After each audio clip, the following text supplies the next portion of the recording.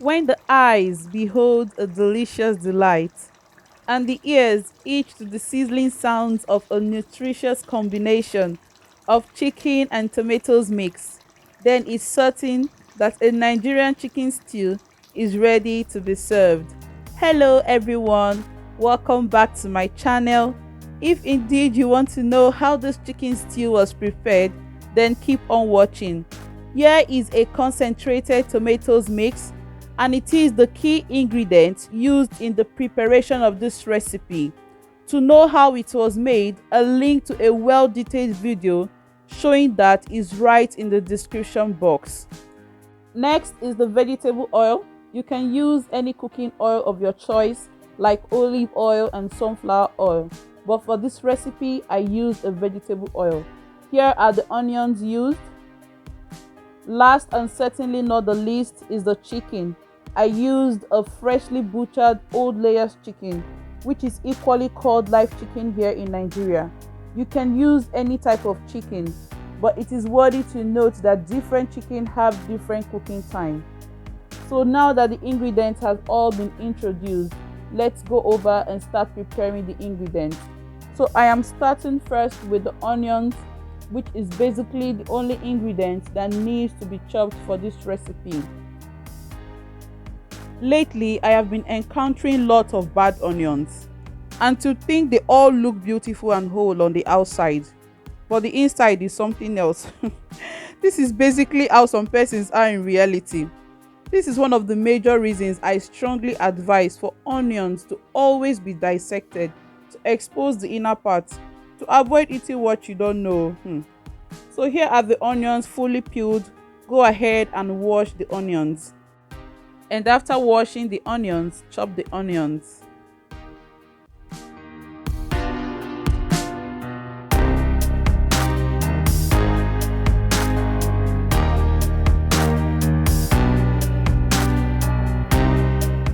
Here are the onions all chopped and shared into 2 equal parts. Keep on watching to see how the onions were used. Now in a clean pot, put the already washed chicken.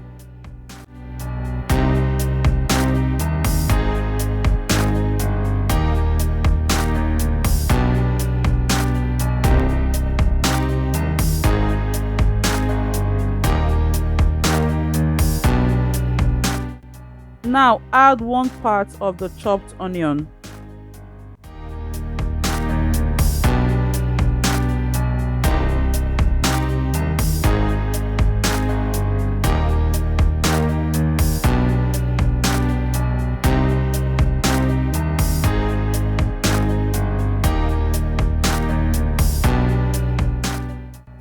Add some dried thyme.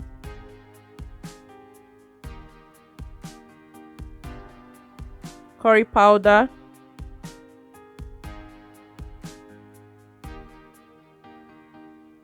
Some mixed seasoning. Seasoning cubes.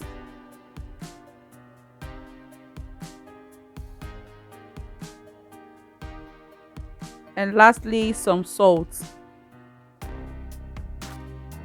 After adding the seasoning, turn on the heat of your cooker and allow some heat to penetrate into the chicken and seasoning before going ahead to add some water.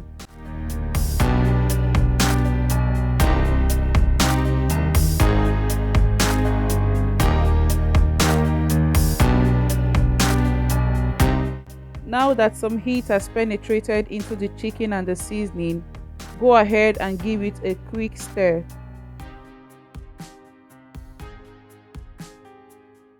The essence of this process is to enable the seasoning penetrate into the chicken. Add a cup of water, which is equivalent to 310 ml, and immerse the chicken into the water.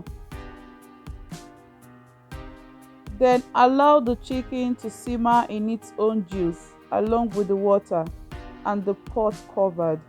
This way, the chicken will be more tasty.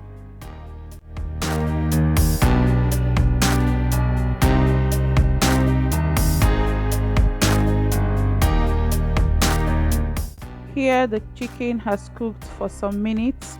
Go ahead and give it a quick stir.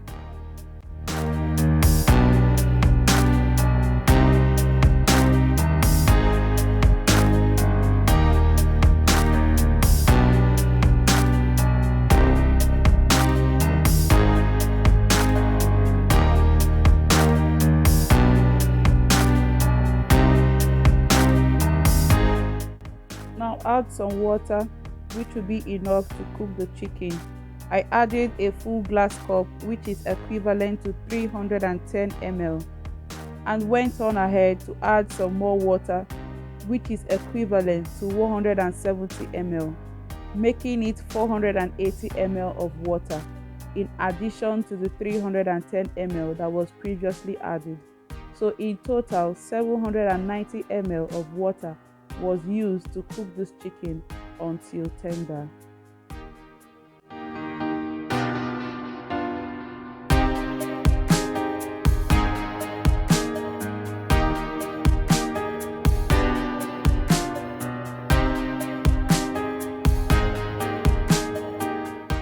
Now the chicken is well cooked.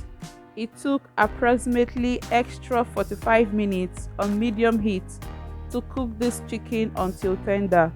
Go ahead and take the chicken out of the broth.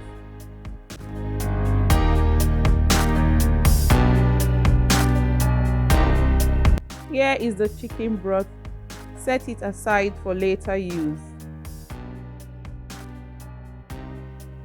With the same pot, allow the water on the pot to dry up and add the vegetable oil.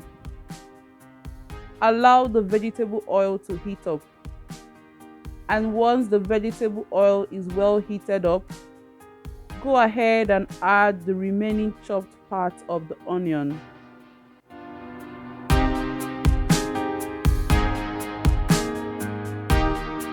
Stir fry the onion. Add some dry thyme and some curry powder.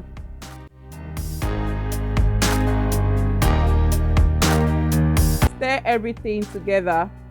This is to release some flavor into the oil. Now add the concentrated tomato mix.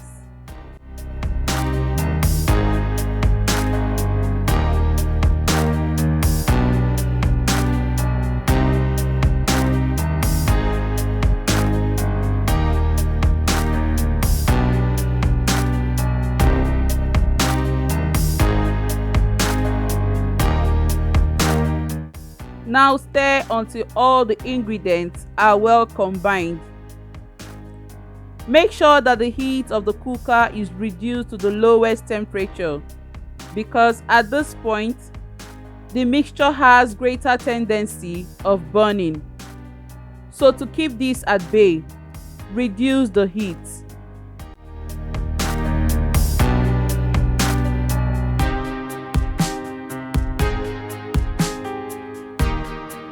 From here onwards, all that has to be done is to stir at regular intervals. The essence of the stir fry is to eliminate the tangy taste of raw tomatoes.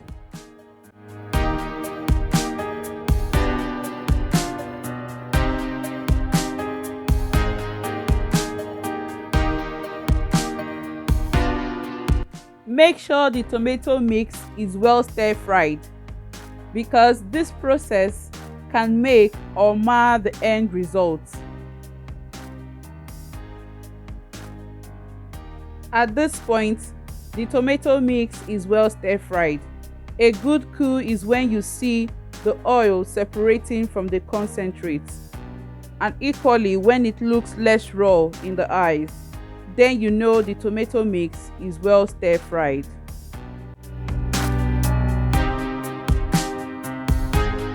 Add the chicken broth and then stir.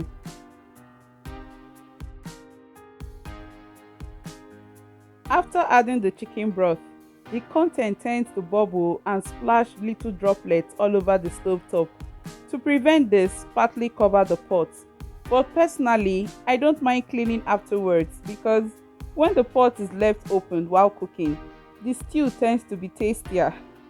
Go ahead and add some salt,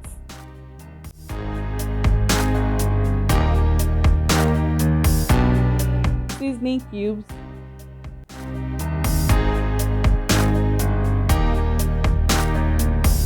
and then stir.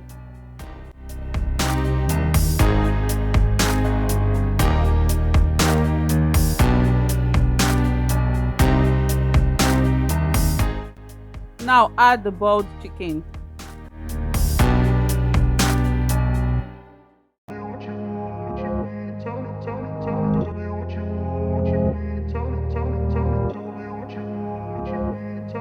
Stir nicely so that the chicken can soak into the tomato mix. Allow it to simmer for 10 minutes still on low heat. Once the chicken is fully immersed into the stew, give it a quick and final stir and turn off the heat of the cooker.